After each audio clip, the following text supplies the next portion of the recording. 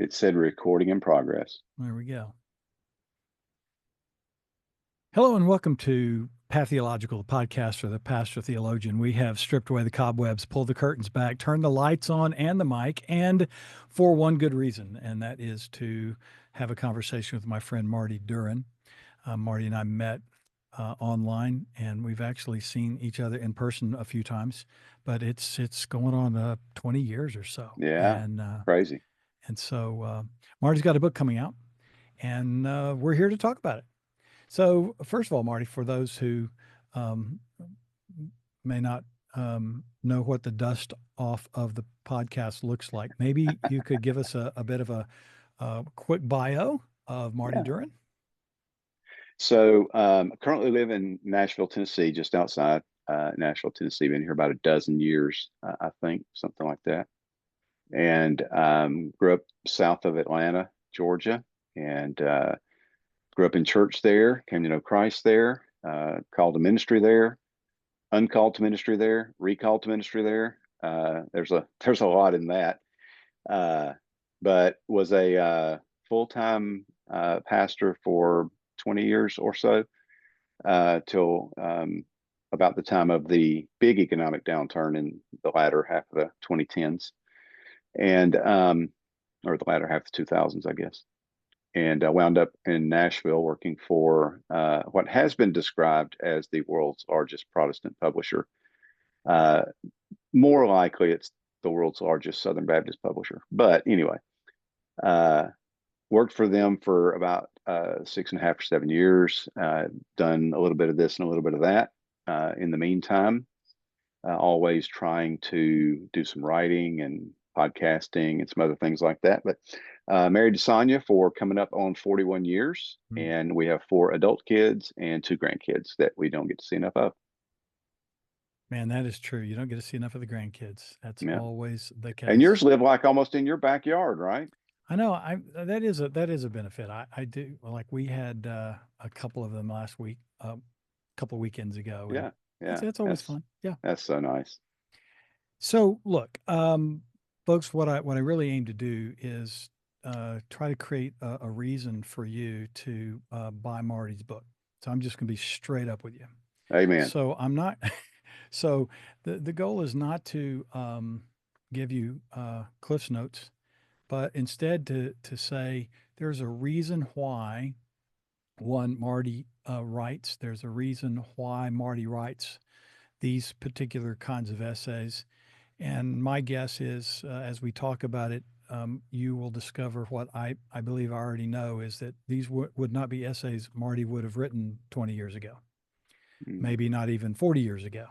So, Definitely not. so, so, the title of Marty's book is The Disparate Ones. And since we, we are word people, we're in the text group, and many times the they're not conflicts, but many times the clarity that's needed for us is to define our words, how we're using them, and in what context. And when you get 4 guys together, that can be wow. That 5, right? that's right, 5 of us. You get Yeah. 5 of us together, that can be. Uh, We need to use the dictionary more often is what we need to do. we probably should, and have a thesaurus handy. That way, we can make our point. Yeah. So really, seriously, Marty, so that we don't have too many Inigo Montoyas out there, let's talk about disparate, because that is not a common term Yeah. used, and in fact, I don't know the last time I read an article anywhere that uh, found a way to work disparate into uh, the work. Yeah. So, truth be told, I was looking for a word that would go well with the cover. I had an early idea of what I wanted the cover to look like. It's Banksy's flower thrower, which is graffiti art that's on the separation wall in the West Bank. I have probably taken pictures of it myself, but I didn't know where to find them. So I knew that the symbolism there, and if for those who haven't seen it yet, it's just a guy with a mask on in the throwing position, and it's the person that you would expect to be throwing a Molotov cocktail. But instead, he's throwing a bouquet of flowers. So it's a piece, and it's the contradistinction between this guy that we expect to be throwing a bomb, but he's actually a peacemaker. We think he's a bomb thrower, but he's actually a peacemaker. And so I felt like the artwork itself went well with what my writing was attempting to do. I didn't want to throw bombs. I did want to find ways to make peace. So I was looking for a word that would kind of portray that. Mm. The subtitle of the book is Essays on Being in the World But Not of the World. So it's a distinctly Christian book. It's not a book that, I mean, I hope Muslims read it, but it's not a book about the Quran or about Muslim faith or anything like that. It's a distinctly Christian book. And so we as Christians, especially in the Western context, or at least in the American context, have often used this in the world but not of the world to avoid everything from going to the movies to playing cards to whatever, working on Sunday, whatever. Um, but of course, it's deeper than that. And how we define it really reveals more about ourselves than it does about the text usually. So I was looking for a word that would combine what it meant to be in the world, but not of the world, that would go with this cover art that I had envisioned. And so what did I do? I picked up the thesaurus and started looking for any word that wasn't normative. I didn't want, the unique ones or the called out ones or something like that. That's nothing wrong with those, but it's normal. Mhm. And so I honestly don't even know if I'd ever read the word disparate in an article anywhere.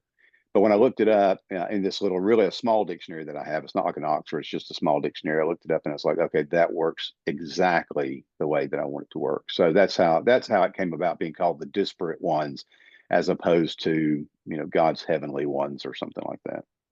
It's interesting that you first went back to the artwork because Yeah, that was the second on my list.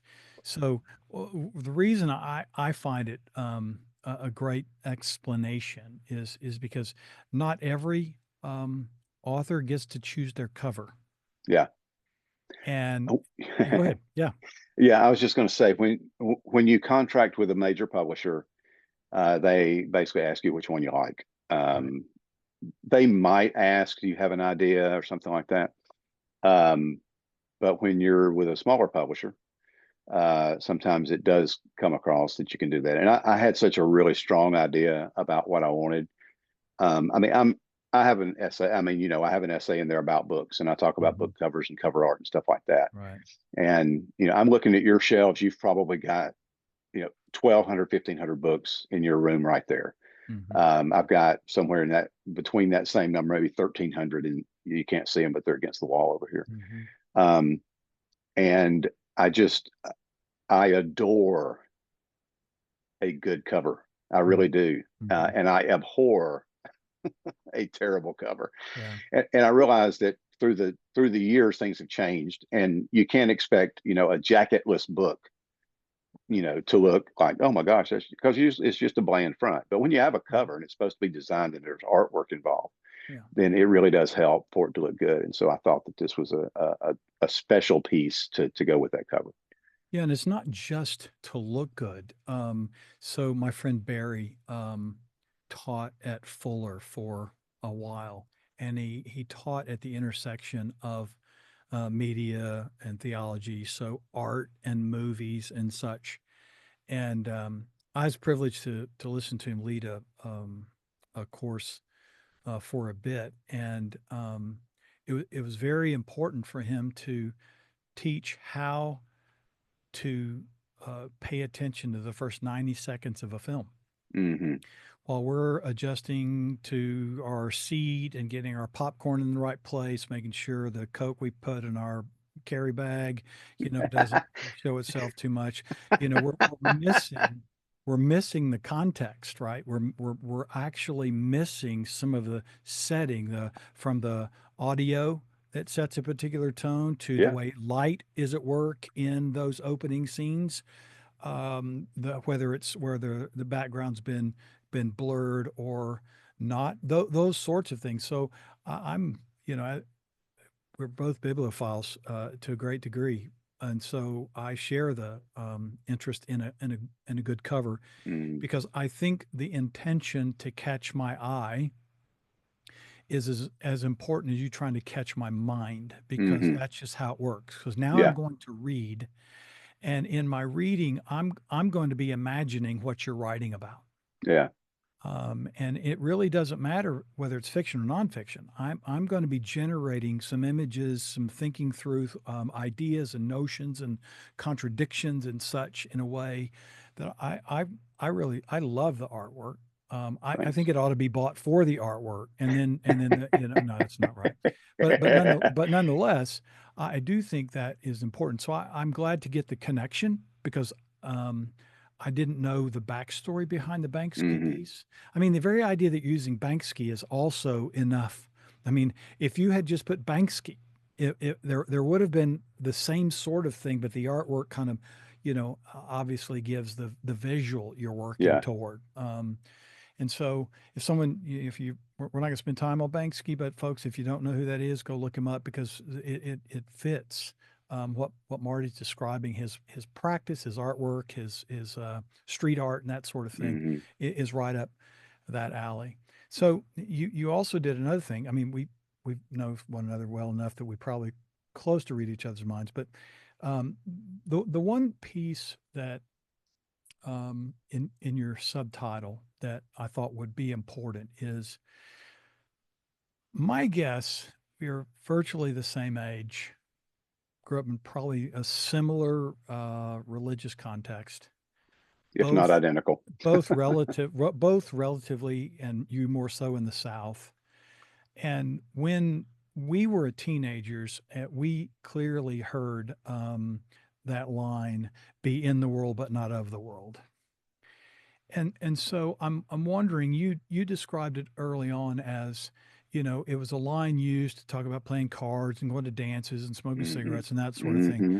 But clearly in your essays, clearly in what you're doing, you are looking at that particular line not as sort of a anti-cultural piece that is aimed to influence young people to be uh, greater pietists, but you're using that line in a way to say, we have to be thoughtful about how this works. Yeah. We're not just listening to the preacher say, well, if you're really a Christian, you should not do this and you should do that. You're really pressing in these essays. We've got to think through these things because sometimes we might arrive at a different conclusion. Is that fair? One of the, yeah, definitely. And in fact, I might have, as you've kind of alluded to, I probably arrived at some different conclusions from myself earlier on in my life. Um, One of the things you and I met basically around the missional church conversation 20 years ago or whatever. And one of the things that I learned, probably that influenced me the most out of the missional conversation, was this idea of context. That wasn't a thing when I grew up. Bible college, they didn't teach you about context. I mean, they taught you about don't take verses out of context, but they didn't teach you Right. anything about cultural context or demographic context or any of those kinds of things. And so the missional church, missional movement's biggest gift to me was this idea of learning context so you can more clearly present the gospel. Well, it also means that you should learn context so you can more clearly understand the gospel. So in that context, um, I began to wonder, well, just how much has being an American in then the 21st century or whatever, end of the 20th century, beginning of the 21st century, how much has my location in time and place affected my theology? I was taught a very specific theological stratum for almost every single use case that you could imagine. So Mhm. end times, Holy Spirit, Mhm. Jesus, and I haven't questioned all of those things, but some of them need to be questioned because Mhm. they were very niche beliefs. There were a niche theological stream that I was presented as the theological stream. And so once I began to understand, okay, well, this particular doctrine might be right, but it's only been around for a little while, Mm. and it's a little bit different than what the church historically believed. So is that more because people recovered the scripture, or is it more just because it's a sign of the times that I live in? And then I would travel, God's blessed me to go to every continent except for Antarctica. And if I could figure out how to get there, I'd go um, to do some kind of mission work. So Mhm. from just teaching to preaching, to just showing up. I mean, I've been really blessed to go to a lot of different countries. And it doesn't take very long to figure out that when you're, walking with Maasai evangelists across the plains of Kenya, that their starting point for how they understand the scripture isn't the books that I studied in Bible college. It isn't Lewis Sperry Schaefer. Right. Um, and so those kinds of things begin to churn my thinking to like, okay, be careful that you don't claim a specific contextual interpretation for biblical interpretation.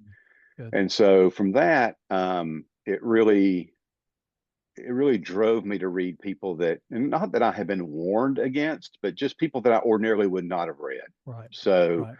people outside of my tribe. Yep. And Yep. so once I started reading people outside of my tribe, it's like, okay, well, there's a whole bunch of stuff out here I didn't know about. I mean, this is orthodoxy. This is not, Right. heresy. I'm not talking about, the Book of Mormon or something. I'm talking about just other ways to interpret the text from people who believe the word, who hold to its authority, who hold to its inspiration. And, but they just have a different way of interpreting things. And so that began then in me to think, to go back to the title or the subtitle, being not of the world is a lot more than the things that I have been taught were Mhm. quote unquote worldly. And so when you really begin to use the scripture as filter for every single thing about your context, then a lot of things that appear to be conservative aren't biblical. Mm. Some things that appear to be liberal aren't biblical. Mhm. But there's a mass on both sides of what we would I will say glibly call conservative and liberal Mhm. that can be defended scripturally. And Right. my interest at this advanced juncture of my life is not to perpetuate some theological stream that I floated down for the first 20 years of my ministry or whatever, but it's to really, study the word and find out whether these things are true. Mm. And that leads me to a lot more introspection about issues, a lot more rather than a media source or a talking head or even a favorite preacher. Back to the word and what does the word have to say? If we can get to the context of the word, what does it say to the context of the times? Mm. And I just find that there's a lot of things that we've put our stamp on that possibly we should have withheld some judgment on for a while and at least seen, how the word applies to it. Mm. Yeah, and I think it's probably important for folks to know that really this series of essays is characteristic of that journey you have. Hmm. That with Kingdoms in the Midst and your podcast, and I mean, you know, folks, we're talking to a legend in podcasting. I mean, he's got named in places and lists, primarily because one, he's a really good communicator. He knows how to tease out the the the, the interviewees' ideas and such, and so this isn't just, hey, I've got a book idea. Maybe I could sell a few. Maybe my friends could, help sell a few. This is actually really expressive of someone who has taken what he's just described seriously and been doing it really a long time. And and so, in fact, when we met, as Marty described it, it was during that season And it was really in the midst of a group who were trying to tease some of those things out for our own Hmm. denomination. And so this is really I could say either inherently resident DNA piece, or it was a developed DNA piece that here we are these years later is coming to kind of a, a fruition in let's put this out there. And so I'm wondering, Marty, um, since this is very um, personal, as every book should be for someone who writes it, you've described sort of the process that you've come to and your journey. So, uh, if you were to say, my audience is, um, who do you think be most helped, and how would you pitch it? Because I'm you're my friend. I've read these. I'm probably going to get your book because I think you deserve probably me to buy 10 of them. But in nonetheless, Yes, yes, yes, right, I do. yes. but but Everybody with an expense account should buy at least 10. there you go. But I know this stuff from you. Hmm. But if I didn't and I heard your story and I resonate with that a little bit. Hmm. Hey, I've kind of wondered about some of these issues. I've wondered some of these themes, these doctrines, these principles, these positions that I've been given to take, and I need someone to help me think through it. What so who would you kind of have in mind?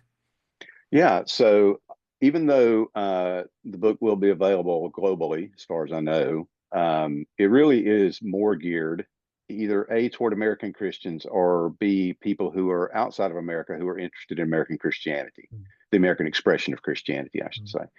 Um, Either of those audiences. Secondarily to that would be those who are simply curious about what someone like me would say, mm, because I'm harder to pigeonhole, like politically, not as much theologically. People who really know me theologically know me as a conservative. I mean, it's mhm. really hard That's to right. get around. No, that's right. But my theological conservatism doesn't directly lead to political conservatism, because I don't think that theological conservatism inexorably leads to political conservatism. I really don't. So anybody who's intrigued by that kind of idea, I really believe the Bible, but I'm not 100% sure about all these political things. Um, that's a person who just wants to kind of get some ideas on how to think through public issues. I won't even say political issues because they're not all political, but public issues. And then there are a couple that are in there just for fun. Mm, I mean, just for my own personal enjoyment. Book collecting, Sundaku is one of my essays that are in there. Then I don't think my essay on using the word impactful was in the copy that you got, but that's another just a humorous essay that I put in there. So everything in there isn't super heavy and like, oh my gosh, I can't read another page because I don't, the world's coming to an end. So it's not like that, I don't think. But I've long had a burden that we as Christians, especially in the American context, just do a better job of thinking about issues, public issues. So the things that people are talking about daily, or the things people are talking about on social media, that we're being careful how we think about those issues, mm, and that we're actually going back to God's word to find out what we should be thinking about those issues. mm, And so if it contributes to that in some small way in people's lives, the second thing I would say about that is, and this is kind of unrelated to your question, but I want to make sure I get it in, mhm, is I really did want to keep the book under $10, because I actually want people to buy it, even if they're not sure about it. It's a lot harder to pay $20 for a book you're not sure about. right. And so it is a small book. I think I don't know if you're going to put this video online, but I'm holding it up right now. Mhm, mhm, It's basically the size when I was a kid, and you might remember this, you probably do. If you went to a gas station, they have a rack of books, like a gold rack of books. and they were small and they were called pocket books. Hmm. And it was classics mostly, but the brand it was published under was Pocket Books. Hmm. And they were designed to be able to stick in your back pocket. That's the whole thing of the Right. jeans back then. You just stuck them in your back pocket, pulled them out when you Right. wanted to read. Right. And so I actually sized this book based on that concept. So it's Mm. 4 by 7. It's not a big book. It's only like 168 pages. That includes the end notes. It's not hard to read. The essays are reasonably short. I think the Mhm. longest one is probably 6 or 7 pages. So it's Right. not this massive thing that you get into and you get stuck and you can't get out of. Right. And that was intentional because I wanted to make it easy and attractive for people to get the book. I wanted it to be easier to say, yeah, I might as well, than no, I can't do that, or that's Right. too much. So when I jokingly say sometimes buy a copy for you and your friend, it's because that was in my mind when I wanted to try to keep it under $10. So Right. obviously, I'm not making $1 million a copy on this book. I hope to make money on it, obviously, but I'm not going to get rich off of the copies that sell in retail spots and stuff like that. Right. But it's more important to me at this juncture that people buy it, that they have an opportunity to read it, that they appreciate it. If they can't say in their heart of hearts that they like it, I at least want them to be able to say that they appreciate it and Right. that they find some value in it. And if they run across someone that would be encouraged by it, that they get them a copy. Yeah. Given that description, I think it probably is important um, to emphasize that for those who would be curious, uh, that this is not a stuffy theological work. It's theological, but it's not stuffy.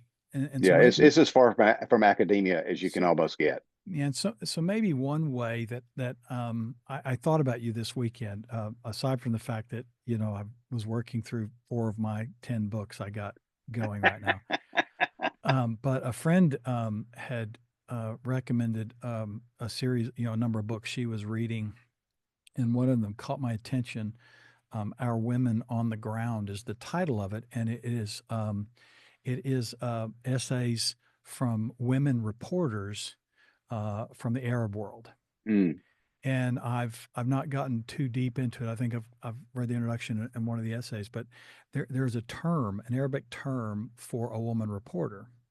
Now, I'm not going to insult you by calling you a woman reporter, but what I do think is important is that Marty has not been the dean of a school of theology.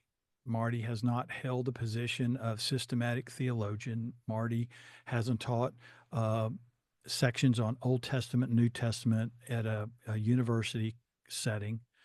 Marty's addressing these from on the ground.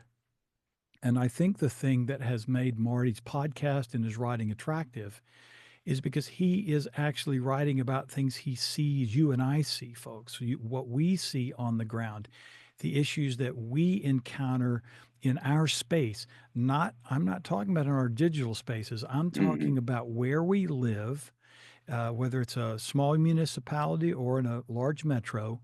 These are issues that are always present. And so it's not like Marty's going to introduce some, wild-eyed notion that he found in an obscure footnote in a 65 volume series on theology. These are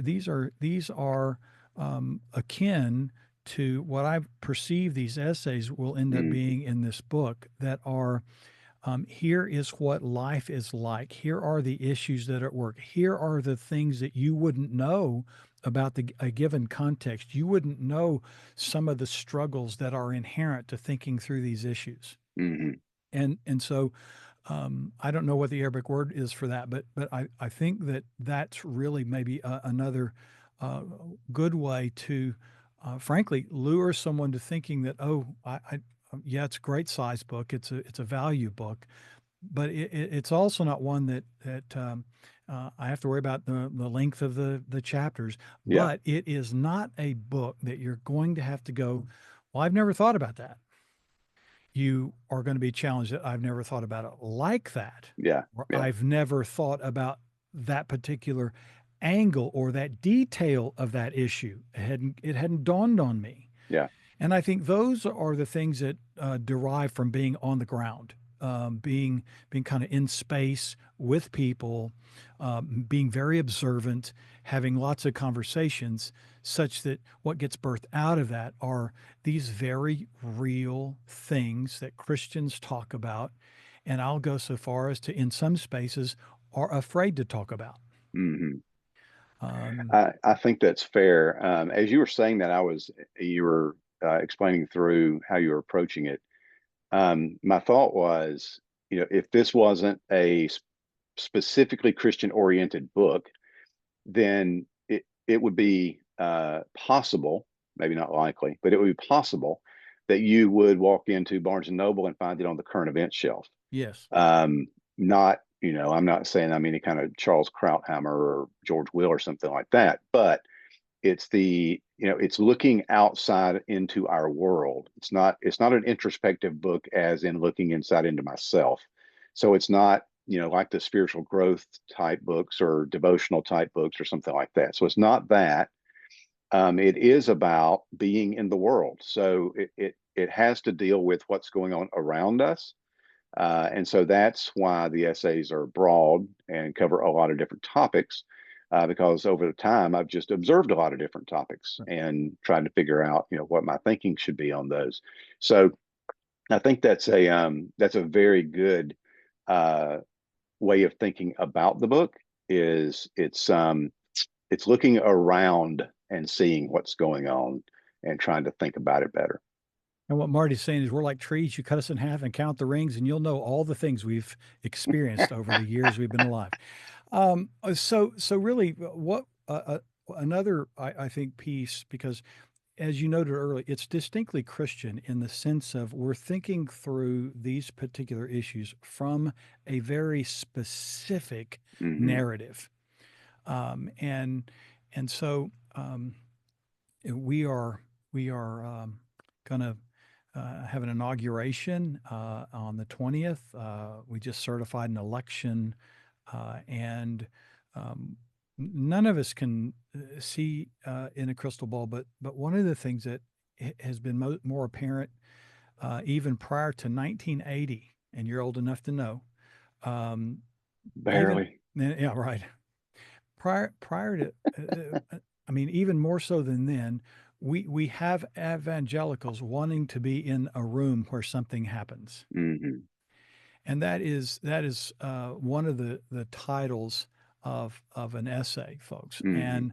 And I think that in order to kind of draw out that we're not talking about a book that has decided to us them in terms of, well, I've arrived at this conclusion because this group is wrong and that group is wrong, and I've discovered it all. What I wanted to point out here is as evangelicals or evangelical adjacent, depending on how we want to define those terms, this is an important issue for Hmm. us, and because it is probably one of the essays that will mark how um, how a drive for being in the room obscures the narrative that's governing the essays that are in the book. Maybe put more simply is we don't really think you need to be in that room Right. in order to think through these questions and have a valuable influence on those who might be looking to think clearly about what Jesus means to these particular issues that Hmm. Marty writes about. Is that a I, fair? yes, very fair. In fact, I'm also like you reading several books at once. And one of the ones that I'm reading is a biography of Dietrich Bonhoeffer that was written by, I can't think of the guy's name right now. It's German and it's that long. Um, but the author's father was friends with Bonhoeffer and was a member or participant in the not the objecting church, but what was it called? Confessing Confessing church. church. Thank you. Mhm. And he was also best friends for 60 years with uh, Beth G or Geth G or something like Bethke, that. Bethke. Yes, Hmm. who Hmm. was Bonhoeffer's first biographer. Hmm. And so the author of this book was friends with him for 60 years. And if there's one thing that evangelicals remember from World War II, it's Dietrich Bonhoeffer. Hmm. And the reason that we remember him isn't because he ran for office. It isn't because he, got to be in the Nazi party so he could try to change it from the inside out. It was because he stood for the gospel. I mean, as best he knew how, and it cost him his life. He protested what was going on. I hope this book will give a good counterbalance to his involvement in this assassination plot for Hitler. So it maybe doesn't come across so much like a Tom Cruise movie. Um, but um, but we remember him because of his role in the Confessing Church, even more than some of the others. Niemöller, I guess, was part of that, and Bart, I guess, was part of that. And I mean, you would definitely remember Bart, but not everybody remembers his role in that, even though he was the author of Barman. Hmm. But Bonhoeffer, because for whatever reason, probably his death, elevated his mythos a little bit. Um, but we don't think about the pastors of the German churches that went for the places of power, that hung the Nazi flag across the altar, the communion altar inside their churches, that they did the Nazi salute. Uh, those people aren't the ones that we're looking to for examples on how to be in the world and not of the world. But we're going to look at Dietrich Bonhoeffer until the Lord comes back. Hmm. Right. And he's not the only one, obviously, but he's kind of sort of considered a proto evangelical for some people. Right. And we think about him in that regard. And the distinction that Jesus made, if this is not my kingdom, if this was my kingdom, my people would fight. If my kingdom was of this world, my people would fight. And then when Peter did try to fight, Jesus was like, Jack, put that thing up, and heals the centurion's ear or whatever. And then Paul's talking about principalities and powers, and the spiritual darkness in high places and those kinds of things. And I think there has been I think, in American evangelicalism, and I will go a little bit farther and say white American evangelicalism, that we have not fully comprehended what it meant for principalities and powers to have control, to be in control and have influence. We've kind of skipped over that as some kind of exorcist type thing, where it's more about demon possession or something like that, as opposed to the influence that they can have in systems and structures and stuff like that in a society. Other American Christians that some might call evangelical, but they might not call themselves evangelical, seem to have grabbed onto those truths a lot quicker than a lot of us others have. Mhm. So I do think that when we come to approaching the gospel, approaching Christianity in the American context, that I think now we have to go beyond just saying, well, I'm not interested in political power. I think we're almost at the point we have to actually repudiate at least a lot of what that means. Mhm. I'm not saying Christians shouldn't run for office. I'm not saying Christians shouldn't be involved in politics. I'm not saying any of that thing like that. But we have got to get beyond trusting those things as much as we have to get us position and influence and all those things like many have hoped would be the result of being politically involved, rather than just looking for ways to demonstrate the ethics of the kingdom across society, in our political involvement. Mm. Yeah, that's good. That's good. Well, one other thing that I think would be important is that not only are you a writer and a history with podcasting, on the ground observer, uh, great essayist, as evidenced in this book, but you're a publisher. Yes. And I think that maybe, who knows what, that someone might be listening who has learned how difficult it is, a Yep. process. I remember uh, a conversation with a fellow who I would have expected any publishing house to want to publish um, his dissertation, for instance, and the questions he was asked, along the way before they would even entertain his manuscript had more to do with sales than it did Yeah. content. Yep. And so, in the same way that we're probably going to see over the next at least 4 years and maybe a decade, the increased rise of something like 1440. I don't know if you've Hmm. seen that on the ground reporting, where no one has to worry about getting fired because of a comic that Yeah. they produce. Yeah. Oh boy. And I think that probably what will eventually happen is there'll be a parallel move for people to look for other publishers Hmm. to get their work out. And so, maybe you could kind of just sketch a little bit about what that's been like, working in that particular vocational expression as one of the hats that you wear. Yeah. So publishing has been a part-time gig for me for, I don't know, 4 or 5 years, something like that. And also, I've edited some books and proofread some stuff. So I provide, me and contractors provide basically the full thing to help somebody get their book from idea to print. Um, so as you know, even if you think your book is really, really good, you can't just send it to random, Penguin Random House, attention book person, and please read my manuscript and get anything done. They pitch those in the garbage. Nobody ever looks at them. You have to get an agent. Well, you have to shop around for an agent because the agent has to be in the niche that your book is in. And then your book has to be good enough to get the agent's attention, or at least good enough to the agent to get their attention.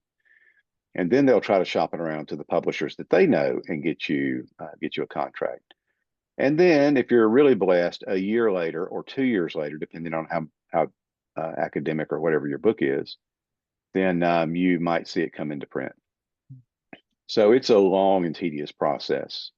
I've never been through that process. I mean, cards on the table. Yeah, I'd love to publish a book through a traditional publisher. I don't know hardly anybody who writes who wouldn't at least have the honor, the privilege, the blessing, whatever, of publishing through a traditional publisher. Taking that picture with your hand over the amount of your advance and signing the contract. And I mean, I'd love to do that. I'm not lying. I'm not going to lie. Sure, I'd love to sure, do that. sure.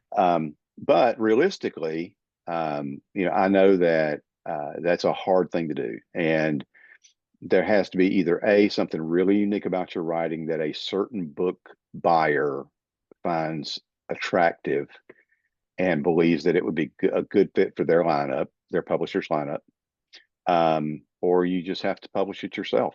Mm, And it can be difficult if you don't want to publish junk, and I don't mean that in any kind of, I really don't mean that disparagingly. But if you publish a book that's filled with spelling errors, that has bad grammar in it, that the sentences, start and stop in wrong places, the margins are different sizes, all those kinds of things are fuzzy on the inside, then you're not going to sell a lot of copies. And there are something like 3 million books a year published in the United States. mm, And an awful lot of those are digital publication only. So there's not even a print version available. And others are self-published through something like Amazon's KDP program. And once you do that, God bless you. You've got your ISBN number. You've put your thing out there. You've used AI to create your cover. And then if you are super, super blessed, you'll sell about a dozen copies. The average hardback book, I think, sells about, hardback or maybe paperback, sells about 300 copies, the average. So if you take the Grishams and the Pattersons and the Janet Ivanoviches and all of those people that sell millions and millions of copies, the average sells 300 copies over its lifetime, not mm. Right. not in the first month. Over its lifetime, it sells 300 copies. So for almost every writer, it is a labor of love. Mhm. I mean, I've read stories of really famous authors who worked two jobs and wrote on the side for years before they could ever write for a living. So most of us don't write for a living as much as we'd like to. But I do enjoy helping other people get their books into print. I've yet to publish, my book included. I've yet to publish a book that has a realistic chance on getting on the New York Times bestseller list. It's a whole different ballgame out there. Mm-hmm. But I've helped some people get books published that have blessed some folks. And, Right. they sell, 2 to 3 thousand copies. If you're a pastor, you sell them in your church, you sell them when you go to conferences, you Mhm. put them on your website, you stick them in your car, and you sell them when you go to the pastor's conference and all that kind of stuff.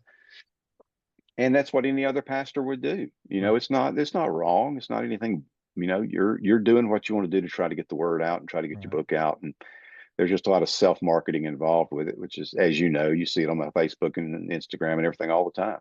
Right. So that's the other side of it, is you don't have any marketing power behind you when you're a small publisher, you're a small author, you self-publish, you don't have any marketing power behind you at all.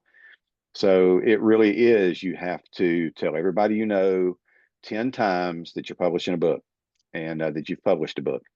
Then you have to, go to your independent bookseller nearby and say, "Hey, would you stock this book?" And I'll encourage my friends to come here and buy it from you. Those kinds of things. So it's just a lot to it. Um, but yeah, if there's somebody listening that, you think you got a book inside of you, if you're a pastor, you got a whole sermon series and of Jeremiah, and you want to get it into print, just be realistic. You're not going to Mm. sell 10,000 copies, more than likely. God Right. bless you. Maybe you will. I hope you do. But go into it being realistic. If the goal really for most of us is to get the book into print where people have a chance to buy it and read it, that's the Right. goal. Right. And there's nothing wrong with that. Mm-mm. There absolutely isn't. Every No. every pastor isn't preaching to 10,000 people every week, and a lot of pastors are preaching to 100 people every week, and some are preaching to 50. And God bless them all. Right. That's right.